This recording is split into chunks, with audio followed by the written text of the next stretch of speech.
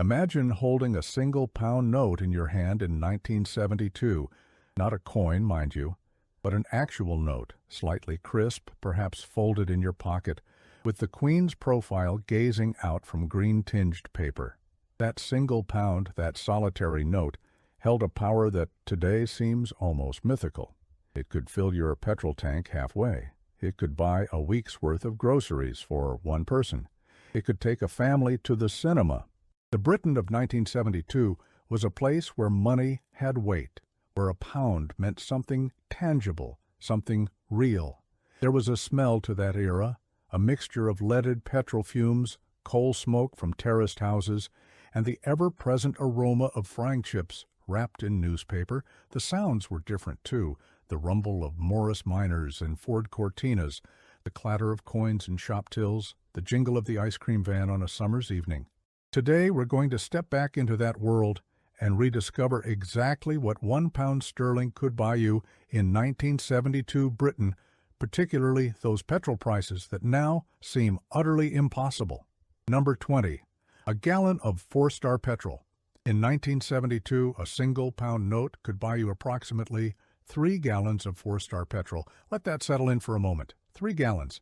Picture yourself at a petrol station, not the brightly lit, sanitized forecourts of today, but a smaller affair, often with just 2 pumps, perhaps run by a man in oil-stained overalls who'd come out to serve you.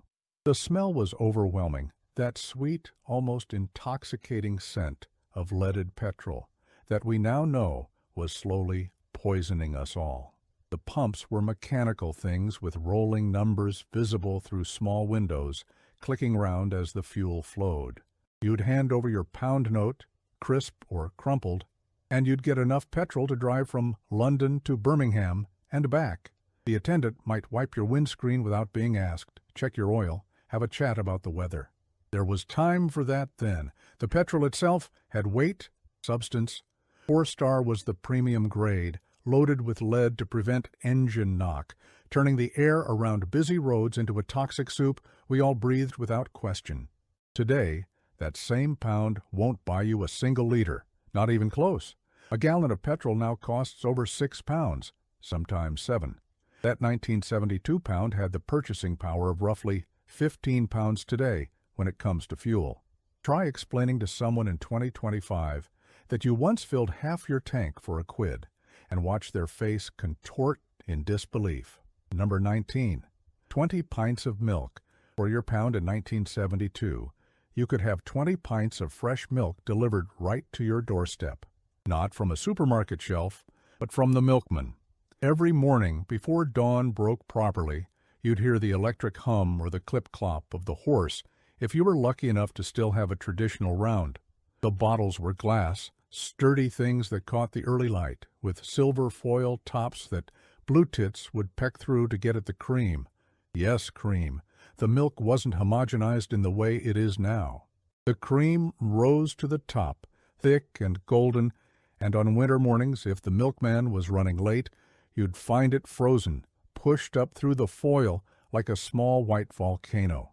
20 pints meant 20 of these bottles, clanking gently in their wire carrier as the milkman made his rounds. There was a trust built into the system, a social contract. You left your empties out, sometimes with a note, 2 pints today, please, or extra cream on Thursday. The milkman knew your family, your habits. He'd been delivering to your street for years. The milk tasted different, too, richer somehow, delivered fresh from local dairies, not transported hundreds of miles. Today, a pound might buy you 2 pints if you're lucky, perhaps 3 on a special offer. The milkman has vanished from most streets, replaced by supermarket runs in plastic containers. The glass bottles are gone, the dawn chorus of clinking milk deliveries silenced. Number 18. A week's worth of bus journeys. Your pound could easily cover a week of bus travel in most British towns and cities in 1972. The buses themselves were different beasts, many still the old route masters in London, with that open rear platform where conductors stood, ticket machines slung across their chests. The seats were covered in that peculiar moquette fabric, swirling patterns in orange and brown that seemed designed to hide decades of use. Upstairs was the smoking section, and the smell was permanent, embedded in the fabric, mixing with diesel fumes and wet wool coats. A single journey might cost you 4 pence, 5 pence at most. The conductor would swing through the moving bus with remarkable agility, calling out "Fares, please," in that sing-song way, punching tickets with a satisfying click. You'd get a small paper ticket, often kept in a pocket or purse as proof of payment until the journey's end. There was a rhythm to bus travel then, a community feel. You'd see the same faces, morning and evening. The bus stop was a social hub where queues formed with British precision and strangers made weather-based small talk. Today, that pound barely covers a single bus journey in most cities. In London, you can't even use cash anymore. The route masters are museum pieces. The conductors are gone, replaced by Oyster cards and contactless payment. A week of bus travel now might cost you 20, 30 pounds or more. Number 17, 10 loaves of bread. A pound in your pocket meant you could buy 10 fresh loaves of bread. Not the plastic-wrapped long-life supermarket loaves pumped full of preservatives and hidden sugars, but proper bread from the local bakery. The bakers started work at 3 or 4 in the morning, and by the time shops opened, the smell of fresh bread would drift down the high street, mixing with the coal smoke and morning mist. Each loaf cost about 10 pence, wrapped in thin paper if you were lucky, more often just handed over, unwrapped, still warm, to be carried home under your arm.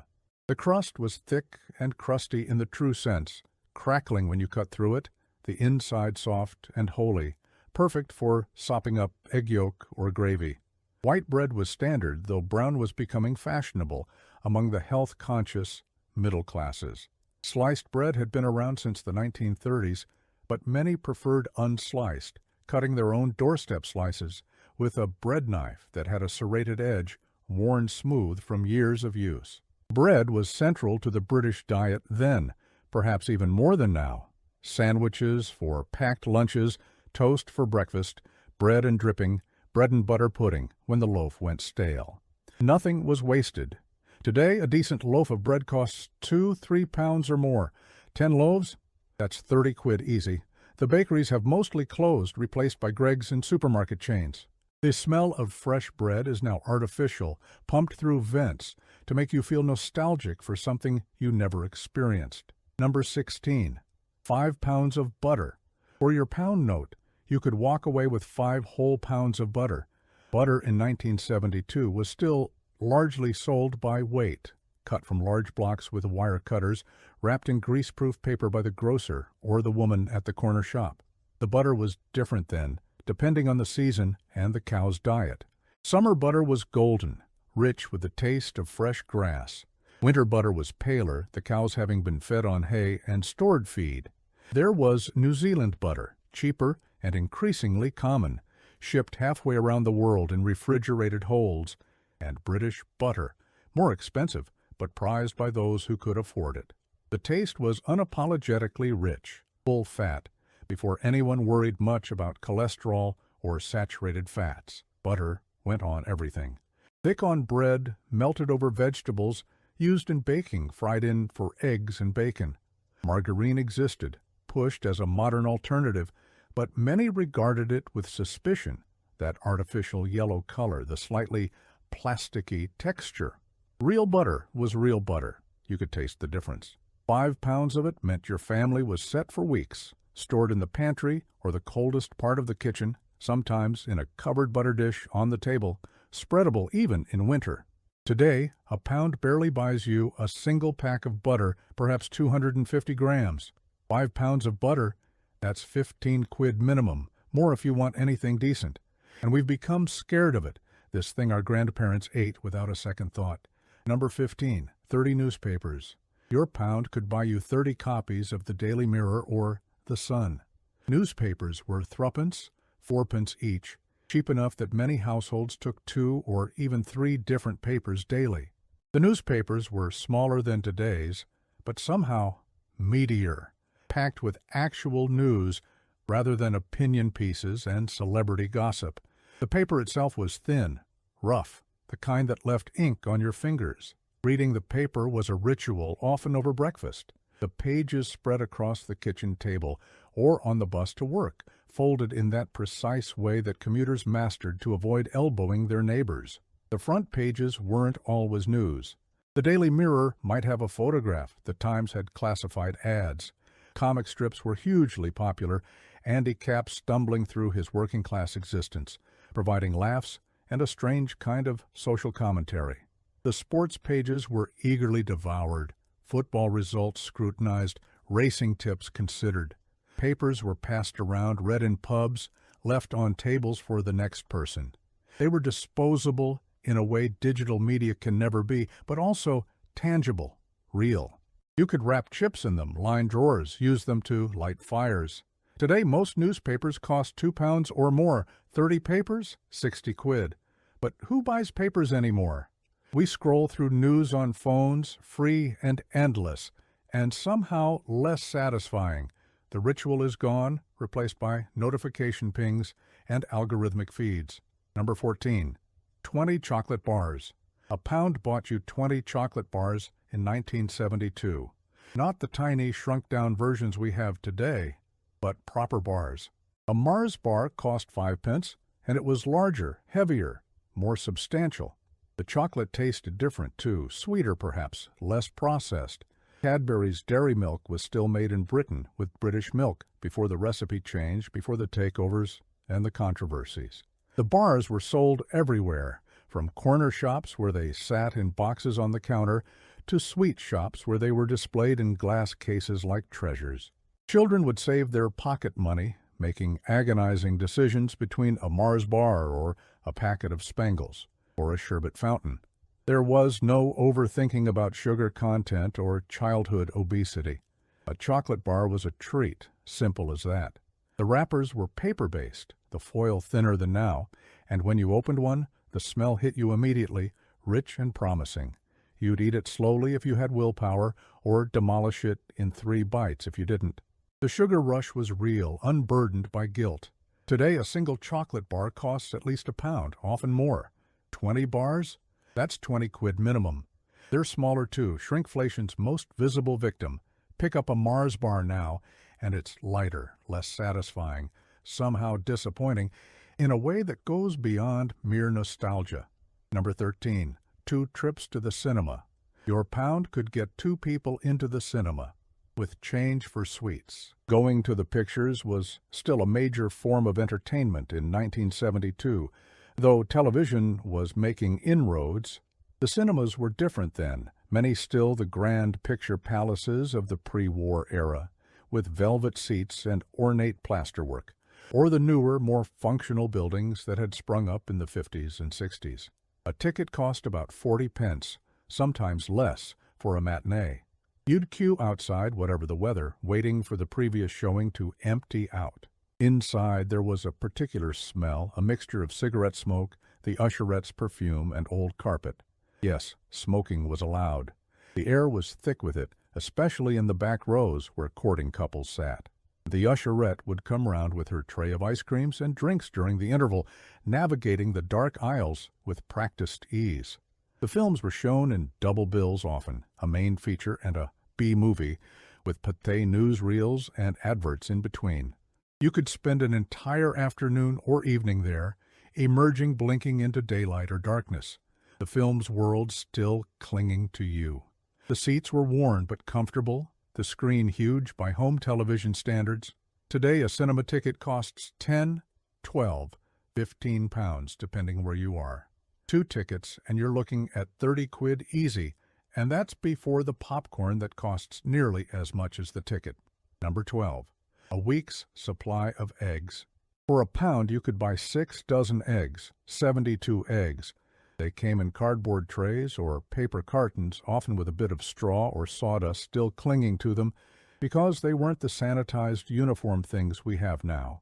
Many were sold loose, selected by hand from boxes at the grocer's, held up to the light to check they weren't cracked. Free-range wasn't a marketing term because nobody needed it to be. Eggs were just eggs, from chickens that largely lived outside, scratching about in farmyards and gardens. They came in different sizes and shades from pale cream to deep brown, and the yolks were golden, sometimes almost orange, rich with flavor. Eggs were a staple, reliable, versatile, cheap. Boiled for breakfast, fried for tea, scrambled on Sunday mornings, beaten into cakes and puddings. A week's supply meant you were never without. You could feed a family, make a meal out of nothing else. Egg and chips, egg sandwiches, eggs on toast. During rationing, which had only ended in 1954, eggs had been precious. By 1972, they were abundant, taken for granted. Today, half a dozen eggs costs 2-3 pounds. 6 dozen? 20 quid at least. More if you want free-range or organic.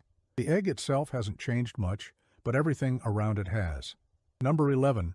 5 packets of cigarettes. Your pound bought 5 packets of 20 cigarettes. Yes, you read that right.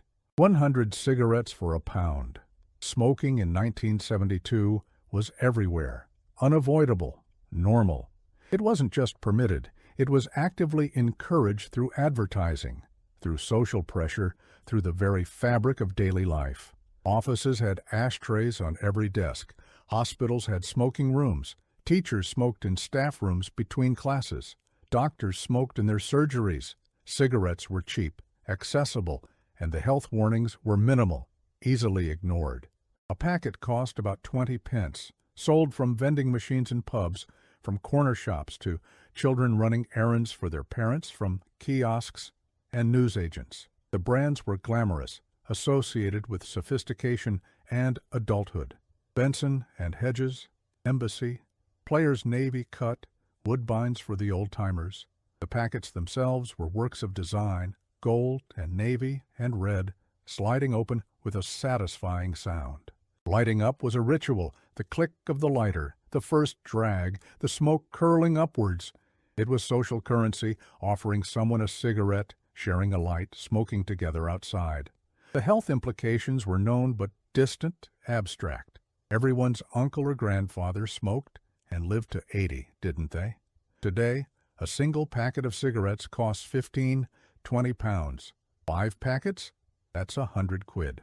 The price has been weaponized, deliberately increased to discourage smoking. It worked partially. But in 1972, for a pound, you had a week's supply of what was then society's most acceptable drug. Number 10. A family's weekly meat ration. A pound could buy enough meat to feed a family for a week, not lavishly, but adequately. Mince for bolognese, chops for Sunday dinner, sausages for breakfast, bacon for sandwiches. Meat was still sold by butchers, real butchers with striped aprons and straw hats, who knew how to cut and prepare every part of an animal. You'd queue at the counter, wait your turn, tell the butcher what you needed. He'd select the cut, perhaps trim it in front of you, wrap it in brown paper, tie it with string. The butcher knew his customers, their preferences, their budgets. A pound of mince cost about 20 pence. Sausages were similar. A chicken, increasingly common but still something of a treat, might cost a pound for a whole bird. Beef was more expensive, but lamb and pork were affordable. There was no separation between the idea of an animal and the meat on your plate. Butchers' shops had rabbits hanging outside, chickens plucked but recognizable. Offal was common and cheap. Liver, kidneys, heart, tripe. Nothing was wasted. Bones went for stock. Fat was rendered for cooking. The meat tasted different, stronger, because the animals were raised differently, fed differently, slaughtered locally. Today, a pound barely buys a single chicken breast. A week's meat for a family? 40, 50 pounds easily. The butcher's shop is a boutique experience now, if it exists at all. Most meat comes plastic-wrapped from supermarkets, divorced from its origin. Number 9. 50 cups of tea at a cafe. Your pound could buy 50 cups of tea from a transport cafe or a British restaurant. Tea was tuppence a cup, served strong, in thick white china mugs that retained heat, with milk and sugar on the side. The cafes were working-class institutions, places where lorry drivers, factory workers, market traders, and laborers stopped for a break. They opened early, often before dawn, and the air inside was thick with steam from the tea urn, smoke from cigarettes, and the smell of fried breakfasts. The tea was stewed, left to sit in giant metal pots, and it tasted of tannin and tradition. Nobody complained. That was how tea was supposed to taste, strong enough to stand your spoon up in, capable of reviving the dead or at least the deeply tired. You'd wrap your hands around the mug, feeling the warmth seep into your fingers, and you'd sit at a formica table, perhaps reading the papers someone had left behind, perhaps chatting with whoever was nearby. The tea came with unspoken rules. You could nurse a cup for half an hour if you needed to, and nobody would rush you. It was a moment of pause in a working day, a small comfort that cost almost nothing. Today, a cup of tea in a cafe costs £3–4, sometimes more in London. 50 cups? That's 200 quid. The transport cafes are mostly gone, replaced by Costa and Starbucks, where tea comes in paper cups and costs more than a pint of beer used to. Number 8. A week's worth of school dinners. Your pound could pay for a week of school dinners for a child with change left over. School dinners in 1972 were an institution provided under the legacy of post-war welfare reforms. They cost about 20 pence per day, though many children from lower-income families received them free.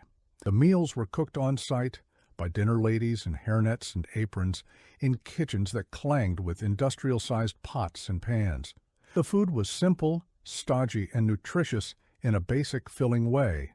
Mince and mashed potatoes, liver and onions, fish on Fridays, spotted dick for pudding, jam roly-poly, custard, always custard, thick and yellow, poured over everything sweet. The dining hall smelled of boiled vegetables and gravy, and the noise was tremendous. Hundreds of children clattering cutlery and chattering. You queued with your tray, were served by the dinner ladies, who wielded huge serving spoons with authority, and you ate what you were given. There was no choice, no catering to preferences or dietary requirements beyond the most basic. You didn't like liver? Too bad. Eat it anyway. The meals were designed to provide nutrition to children who might not get proper food at home, part of the welfare state's safety net. Today, school dinners cost £3–4 per day. A week's worth? That's 20 quid minimum. Many are outsourced to catering companies, prepackaged, reheated. The dinner ladies are often gone, replaced by contracted workers. Number 7. 20 pints of beer. A pound could buy you 20 pints of beer at your local pub. Yes, 20. A pint cost about 5 pence, perhaps 6 pence, at a more upmarket establishment. The pubs themselves were different creatures, still largely unchanged from the Victorian or Edwardian eras. They had separate bars, the public bar with basic seating and sawdust on the floor, and the saloon bar with slightly more comfortable chairs and carpet, where drinks cost a penny more. The beer was served from hand pumps, traditional cask ales, bitter and mild, served at cellar temperature, not ice-cold like today. The taste was malty, complex, an acquired taste perhaps, but one that millions had acquired.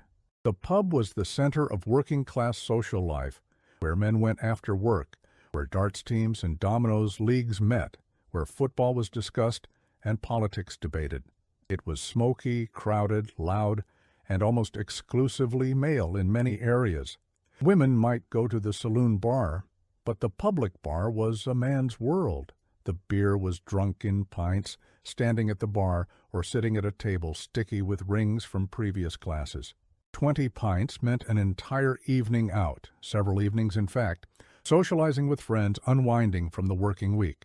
Today, a pint of beer costs £5, £6, £7 in many pubs, more in London. 20 pints? That's over £100. The pubs are closing at an alarming rate, unable to compete with cheap supermarket booze, unable to survive rising costs and changing social habits. Number 6. A month's supply of sugar. Your pound bought you 10 bags of sugar, each holding 2 pounds. That's 20 pounds of sugar, enough to last a family a month or more. Sugar was sold loose or in thick paper bags from sacks that sat on the floor of the grocer's shop. You could buy it by the pound, scooped out and weighed on brass scales, the weights carefully balanced until the pointer settled exactly on the mark. Sugar was essential in the British kitchen, used constantly. In tea and coffee, in baking, for jam making, for sweetening stewed fruit and making puddings. The post-war sweet rationing had ended in 1953, And by 1972, sugar was abundant and cheap. People used it liberally, without guilt or concern about health implications. A spoonful in your tea was normal, 2 spoonfuls common. Cakes and biscuits were laden with it. The sugar bowl sat on every table, often with a small spoon permanently resident. Children were given sugar sandwiches as treats, granulated sugar between 2 slices of buttered white bread. It sounds insane now, but it was normal then. Today, a bag of sugar costs over £1. 10 bags? That's 10 quid minimum. And we've been taught to fear it, to view sugar as the enemy, to count grams, and avoid it where possible. The innocence of those sugar sandwiches is gone, replaced by anxiety and dietary guidelines. Number 5. 50 local phone calls. £1 could make 50 local telephone calls from a public phone box. Local calls cost 2pence, and you'd feed your coins into the slot, press button A when someone answered, or press button B to get your money back if they didn't. The phone boxes themselves were iconic, the red K6 designed by Giles Gilbert Scott, or the newer K8 model, slightly less romantic. They smelled of cigarettes, and sometimes worse, the floor often sticky, the directory hanging on a chain, usually vandalized or missing pages. But they worked. You'd dial carefully, the rotary dial clicking round, waiting for each number to reset before dialing the next. The connection would click and hiss, and then you'd hear the ringing tone. Phone calls were precious, brief, purposeful.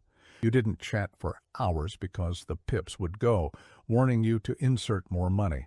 You arranged to meet, you passed on messages, you dealt with emergencies. Mobile phones were science fiction.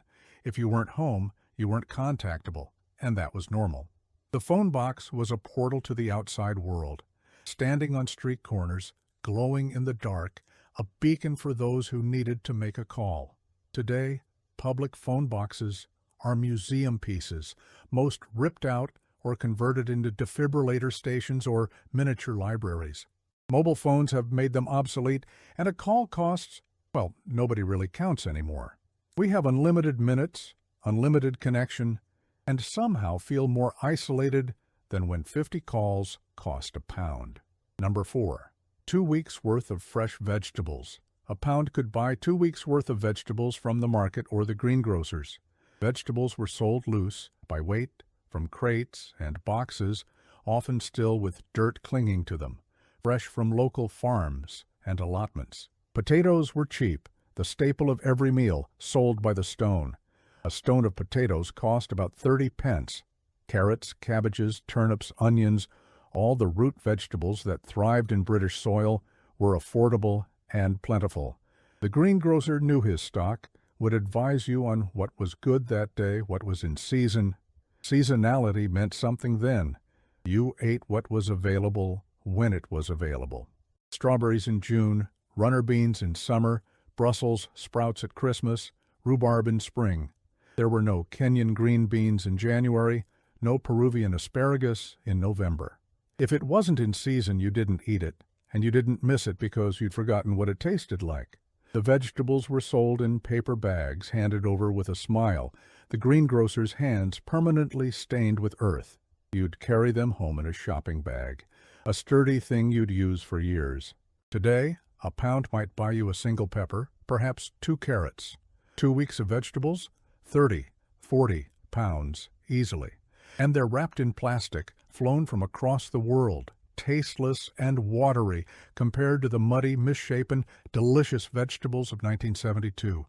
Number 3. 6 gramophone records.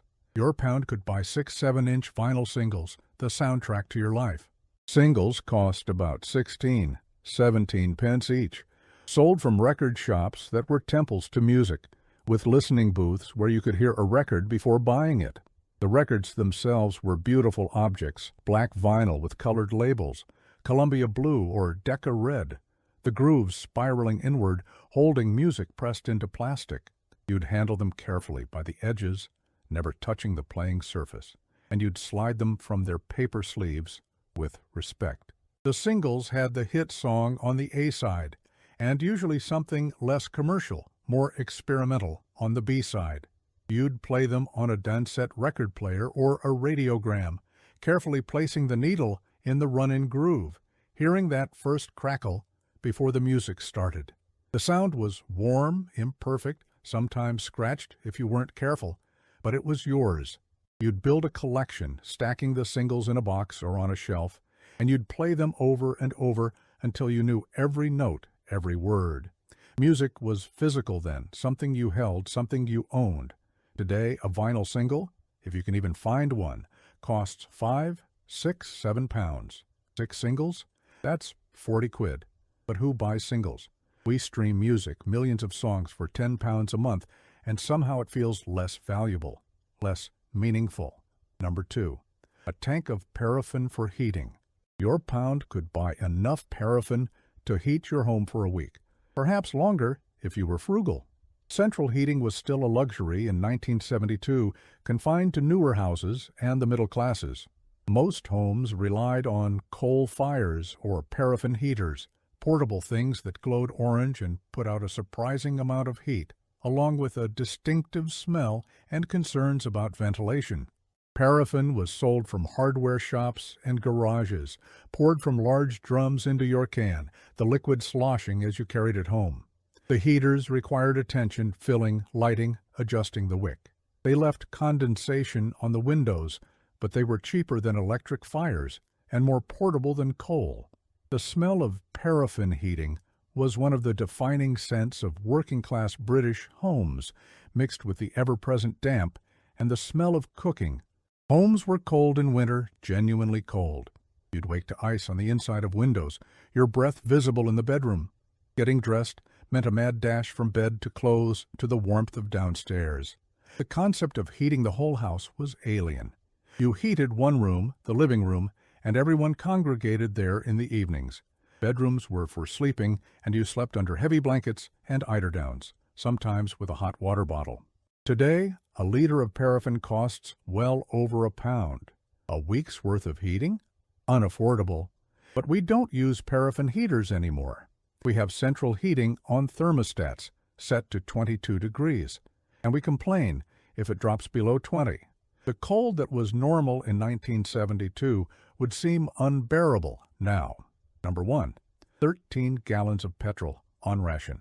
But here's the extraordinary thing, the one that perhaps captures the sheer impossibility of 1972 prices more than anything else. If you were incredibly lucky, if you timed it right, if you happened upon a particularly competitive garage on a particularly competitive day, your single-pound note, that rectangular piece of green paper, could theoretically buy you up to 13 gallons of petrol. 13 gallons. Let that number echo for a moment. This wasn't even the absolute cheapest petrol got in the early 70s, before the oil crisis hit in late 1973 and changed everything. But in 1972, petrol hovered around 7, 8, sometimes 9 pence per gallon. The pumps stood like sentinels of an age we can barely remember, mechanical beasts that smelled of oil and petrol and metal. The 4-star was premium, the 2-star was cheaper still. Diesel was for lorries and taxis, not for ordinary family cars. 13 gallons meant you could drive from London to Edinburgh. You could fill your tank and still have enough left over for another week of commuting. The petrol went into cars with carburetors and points, vehicles that used far more fuel than modern cars, but somehow seemed to run forever. That Morris Minor, that Ford Cortina, that Austin 1100 sitting on your drive could be filled for less than it cost to buy a meal at a restaurant. The garage forecourt was a different place then, quieter, less commercial, more local. The attendant knew you, or at least recognized your car. There was no pay at pump, no loyalty card schemes, no M&S Simply Food attached to the side. Just petrol sold by people who understood engines to drivers who could often fix their own cars in the driveway on a Sunday afternoon. Today, 13 gallons of petrol costs over £80, probably closer to 90. That's 9,000% inflation on one of life's essentials. The pound buys you about 1.5 liters now, a gallon, if you're very lucky. Try filling your tank for a quid, and the cashier will laugh, actually laugh, before asking if you're serious. These weren't just prices, you understand. They were the architecture of a different society, a different set of assumptions about value and cost and what money meant. That pound note in 1972 was a promise that things were affordable, that working-class people could participate in society, could run a car, heat a home, feed a family. It was imperfect, that world. Wages were lower, yes, and there were strikes and power cuts and the three-day week looming on the horizon. But there was something else, too, something we've lost in the mathematics of inflation and economic growth. There was a sense that ordinary things were within reach, that you didn't need to be wealthy to live what we'd now call a full life. The petrol prices seem impossible today, not just because of inflation, not just because oil is more expensive, but because the entire relationship between earnings and costs has shifted. A pound was worth something, represented actual purchasing power, real choices. Today, a pound is pocket change, barely enough for a chocolate bar that's half the size it used to be. We've gained much in the half-century since 1972 in technology and convenience and safety and rights. But we've lost something, too, something harder to quantify but no less real.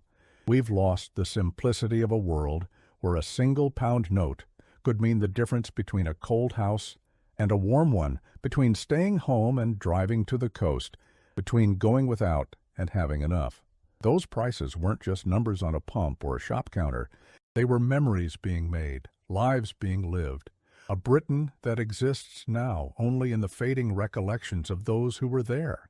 And in moments like this, when we pause to remember what a pound once bought and marvel at how far we've traveled from that world, for better and for worse.